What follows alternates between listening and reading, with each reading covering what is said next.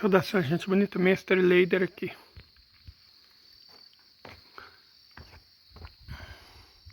Nós já levantamos, fizemos a nossa live e nos intervalos que a gente tira para estudar, a gente está organizando mais um bloco de plantio. Essa área aqui que vocês estão vendo, aqui eu plantei milho, né, milhos especiais, daqueles que eu falo que custa R$ 2 e R$ 5 a semente. Já tem mandioca, tem tomate, plantei fava. E por enquanto é isso, né? Uma área pequena para mostrar que esse esquema de plantar só milho, só tomate, só mandioca, numa área, só fava numa área, não é o jeito mais certo, o jeito mais adequado de desenvolver uma agricultura eficiente. Mas não vamos falar sobre isso necessariamente. Daqui a pouco eu vou fazer uma livezinha na qual eu pretendo discutir alguns pontos da situação econômica dos Estados Unidos. Explicar por que eles não têm condição de fazer guerra, né? Olha, gente, tanto que minha salsinha tá ficando bonita. Uau! Minhas plantas estão ficando todas bonitas, a verdade seja dita. Mas, nesse videozinho curto, eu quero chamar a atenção para outro ponto. Eu vi um texto publicado no Seika Latinoamérica que toca num ponto interessante, que é o seguinte: os Estados Unidos não têm condição de fazer guerra contra o Irã. Na verdade, nós vamos discutir exatamente isso, como eu disse. Mas o texto que o autor publicou chama atenção para outro ponto. Os Estados Unidos também não têm condição de fazer paz com o Irã. Simplesmente isso. Ó, gente, daqui uns dias eu já vou ter... Peraí. Deixa eu mostrar para vocês. Aqui, ó. Daqui uns dias eu já vou ter rabanete. Então, como assim, Leida? Os Estados Unidos não têm condição de fazer paz com o Irã. Não tem. Porque fica cada vez mais claro que quem manda nos Estados Unidos não são os Estados Unidos, não são os norte-americanos. É outro país. Um país ilegítimo que foi criado, ironicamente, pelos próprios Estados Unidos no Oriente Médio, pouco depois da Segunda Guerra Mundial. É a elite desse país que não permite aos Estados Unidos fazer a paz. E aí nós temos um problema, né? Um problema muito grande. Porque não conseguir fazer a paz é um problema muito maior do que não conseguir fazer a guerra. Muito maior mesmo. Grande problema. Não conseguir fazer a paz. Até porque os Estados Unidos precisam desesperadamente disso. Ser capaz de fazer a paz. Se quiser recuperar a nação. Eu particularmente acho que não é mais possível. Que os Estados Unidos são uma nação irrecuperável. Que eles basicamente são um empreendimento falho. Mas espera só um momentozinho aqui que eu vou explicar uma coisa rápida para vocês.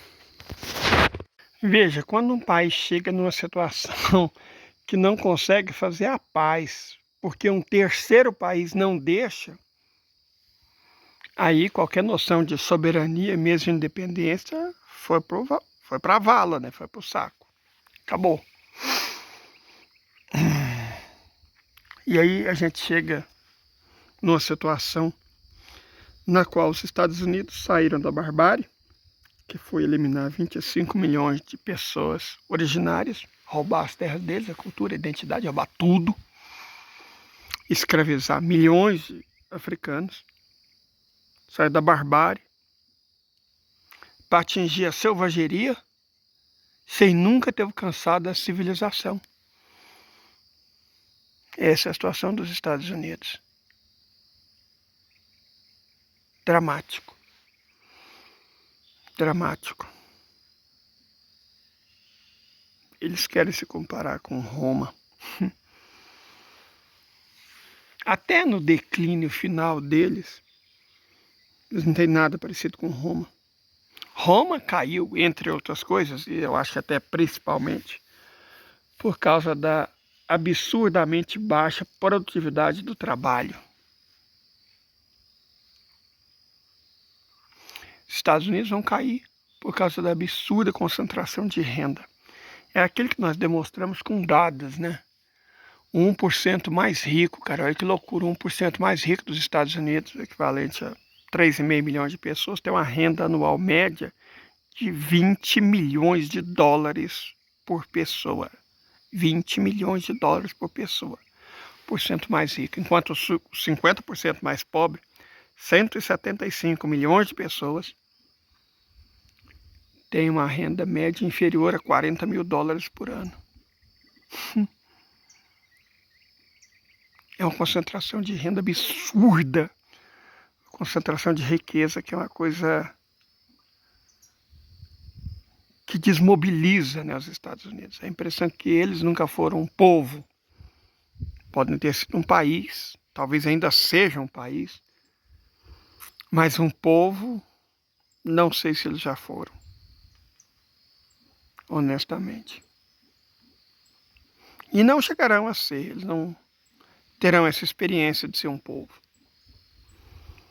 Deixa eu mostrar um videozinho aqui para vocês, rapidinho. Por este video les digo Capital Humano. Aquí Robert Kennedy, la neta es que se aventó unos comentarios muy desafortunados. Véanlo hablando sobre el problema del autismo. Véanlo conmigo para comentarlo rápidamente. Autism destroys families, and these are kids who will never pay taxes, they'll never hold a job, they'll never play baseball. Su lista de prioridades. El autismo está destruyendo familia. Son niños que nunca van a pagar impuestos, como prioridad número 1. Son niños que nunca van a tener un empleo, como prioridad número 2. Y son niños que nunca van a jugar béisbol, como prioridad número 3. Nunca van a pagar impuestos. Ok, digo, ahí lo que estás diciendo es que prácticamente tus ciudadanos se reducen a su capacidad tributaria. Si pagas impuestos, eres ciudadano americano, participas de la sociedad. Segundo es, no van a poder tener un trabajo, entonces no van a poder pertenecer a la clase proletaria. Aquí revelando el tema de planeación familiar siempre como un mecanismo de autorreproducción del capital, porque el capital necesita obreros, necesita proletarios. Por este video les digo Capital Humano, porque para el capital tú solo eres humano en tanto en cuanto que produces para el capital. Por eso son Capital Humano, porque somos hermosos,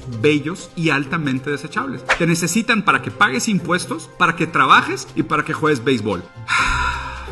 Ministro de Salud Robert Kennedy Jr. Estoy profundamente de acuerdo que el autismo es algo que merece muchísima más atención. Es verdad que las familias donde existen niños neurodivergentes sufren muchísimo problema, abuso, discriminación y negligencia. Son grupos subalternos. Hay historias terribles de casos que yo he trabajado directamente tratando de apoyar gente que está en una situación similar a la mía. Es verdad que hay que darles muchísimo apoyo. Y la verdad es que como sociedad históricamente funcionamos porque nos ayudamos los unos a los otros. Somos animales profundamente sociales. A diferencia de un perro, güey, que nace caminando, o de un elefante que nace pudiendo tomar agua solo con su trompa, nosotros somos profundamente interdependientes. Pero eso no es una característica detrimental. Es una característica determinante de nuestra condición humana. El hecho de que dependamos los unos de los otros es lo que nos hace humanos. Es lo que nos debería dar el más profundo orgullo, porque aquellos que se dejan cuidar dotan de sentido a sus cuidadores. Yo me siento valioso porque mis hijos me dejan que yo los cuide a ellos. Mi valor está determinado por esos niños que me permiten hacerme cargo de ellos. El autismo no se debería de ver, como lo dice Kennedy, como un tipo de carga para la sociedad porque no pagan impuestos y no trabajan, sino al contrario, una oportunidad humana, fundamental, de expresar lo más bello que tenemos como sociedad, que es la capacidad de cuidarnos los unos a los otros.